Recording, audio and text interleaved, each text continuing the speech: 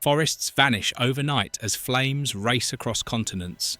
Skies blacken, choking the land. Yet beneath the waves, life still stirs, safe, hidden, and waiting while Earth above turns into a graveyard.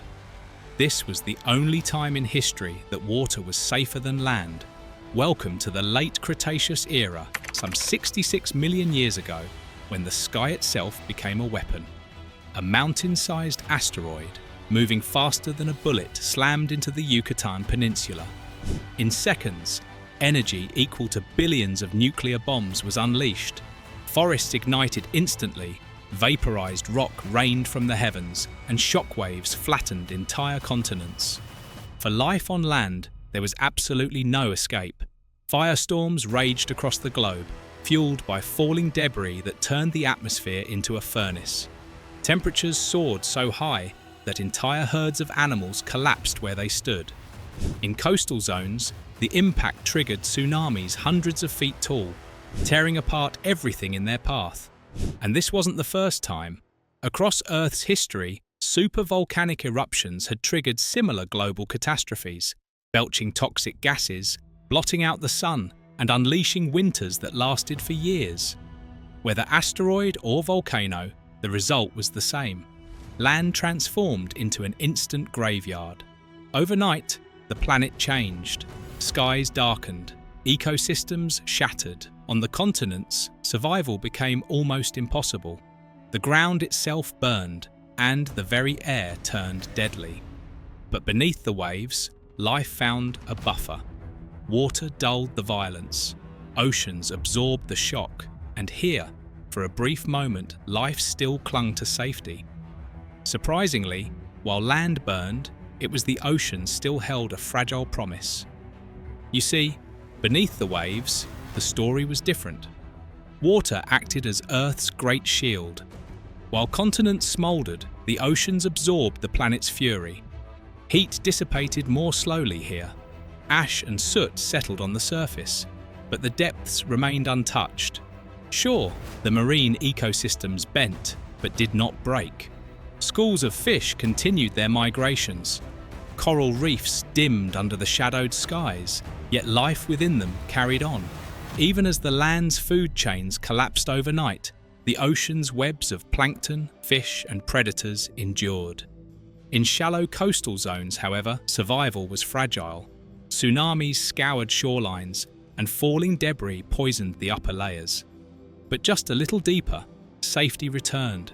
The sheer mass of water insulated countless species from the chaos above. Sharks, already ancient survivors, cruised unshaken. Crocodilians found refuge in brackish estuaries. Even fragile ammonites clung on for a time. Here, evolution's lifeline continued, worn thin but unbroken. But the seas did not escape untouched. Acid rain and poisoned runoff seeped into their margins. Yet compared to the annihilation on land, the oceans were havens, sanctuaries where life found time, and time meant survival. Yet while oceans sheltered life, the skies above turned utterly hostile. How bad was it really? In the weeks after impact, Earth's atmosphere became a weapon of destruction. Vast plumes of soot and vaporized rock spread across the globe, blotting out the sun. Days turned to darkness. Temperatures plunged as sunlight was sealed away and the rhythm of seasons shattered. On land, survival became impossible. Without warmth or light, ecosystems collapsed with terrifying speed. The very air became toxic. Ash and sulfur particles filled every breath, searing lungs and poisoning blood. Animals that had escaped the first firestorm soon fell to suffocation. Yet the darkness wasn't quiet. The skies rained embers as superheated debris continued to fall for days. Each spark ignited new infernos, fueling continent-wide firestorms. Flames consumed entire forests in minutes, turning fertile plains into blackened wastelands. Winds were no help either, as they whipped these fires across thousands of miles, spreading death faster than any predator. For creatures on land, there was no true shelter. Caves filled with smoke, burrows collapsed under the heat, and rivers boiled in the falling ash. The atmosphere itself, the very thing life relied upon, had become its executioner. The world was changing into something alien, and this too was only the beginning of the collapse. Because when the skies went dark, the green world followed swiftly. Without sunlight, photosynthesis ceased. Leaves shriveled, forests collapsed, and the once lush green skin of the continents faded to brown and grey. For plants, there was no reprieve. Without light, there could be no growth, oxygen, and eventually no food. Because of that, herbivores were the first to fall. Herds that once roamed in abundance now collapsed in the shadows, weakened by hunger.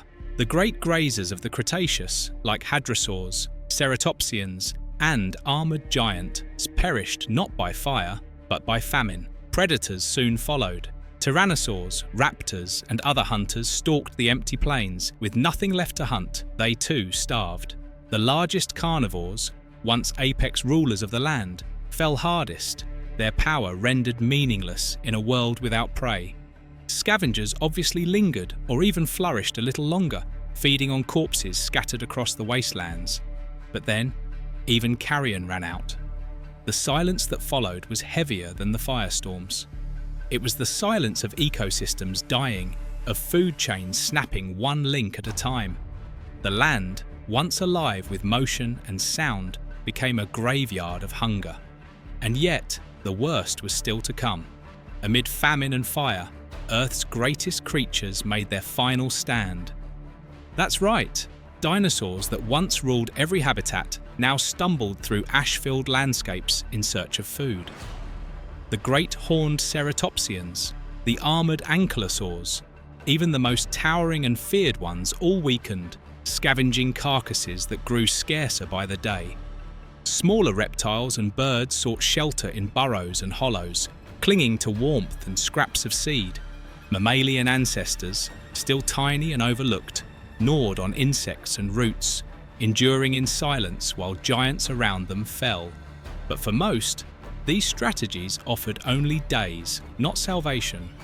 The rivers ran black with ash. The strongest predators, masters of claw and tooth, could not overcome an enemy as relentless as hunger. Entire lineages that had endured for millions of years ended in weeks. Beneath the waves, the story took a different turn. Sharks still hunted, and fish still swam in schools. Deep-sea life continued almost untouched, shielded by the ocean's depth and stability, preserving a flicker of continuity, or an unbroken thread of survival, if you will. While on land, the age of giants by now had ended. Only a handful of survivors carried evolution's flame forward. When the smoke finally began to clear, the damage was irreversible. The age of dinosaurs had ended, but life itself had not. In the oceans, survivors endured battered, some unchanged, but all carrying the genetic blueprints that would shape Earth's future. The crocodilians, semi-aquatic masters of patience that lingered in the margins. Their bodies have remained unchanged for millions of years. Sharks, honed by deep time, swam unchallenged through seas that no longer echoed with the shadows of marine reptiles. Fish continued their migrations, plankton replenished, and coral reefs began slowly to recover. These marine survivors formed the scaffolding of a new world. On land, the tiny mammals that had burrowed through ash and gnawed on scraps now found a planet without giants. Their chance had come. From their fragile beginnings, lineages would expand into forms unimagined, eventually giving rise to primates and us. The oceans had done more than shelter life. They had preserved possibility. Within their depths, the continuity of evolution remained unbroken. Even in Earth's darkest hour, the seas had carried the story forward, ensuring that from the ashes of extinction, new life could rise. But one haunting question lingers. Could it happen again? Let us know what you think in the comments.